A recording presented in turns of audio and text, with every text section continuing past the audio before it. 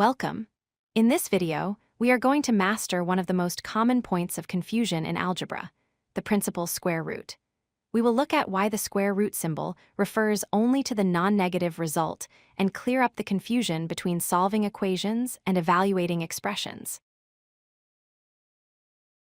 To understand roots, we must first look at squaring.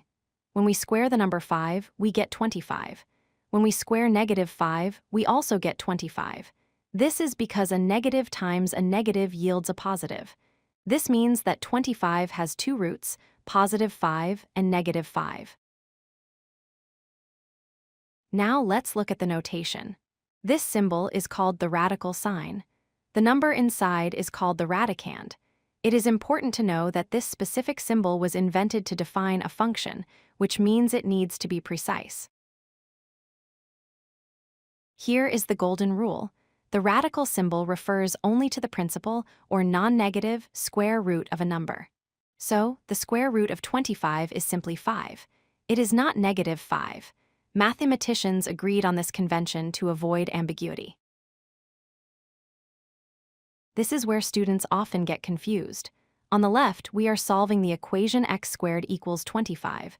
We are asking what numbers squared give 25. There are two answers here, 5 and -5. On the right, we are just evaluating the expression's square root of 25. This specifically asks for the principal root, so the answer is just 5. Why do we have this rule? It is because in mathematics, a function is like a reliable machine. For every single input, there must be exactly one output. If you put 25 into the square root function and it gave you two different answers, it would break the definition of a function. We can see this visually on a graph. This is the graph of y equals the square root of x. Notice that it only exists above the x-axis, where y is positive. If we included the negative values below the axis, the graph would fail the vertical line test and would no longer be a function. So, what if we actually want to talk about the negative number? We simply put a negative sign in front of the radical. The expression on the left evaluates to +6. The expression on the right evaluates to -6.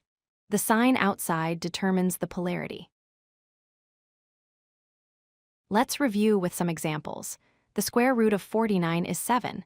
It is incorrect to say plus or -7. Negative square root of 100 is -10. And finally, the square root of 0 is just 0.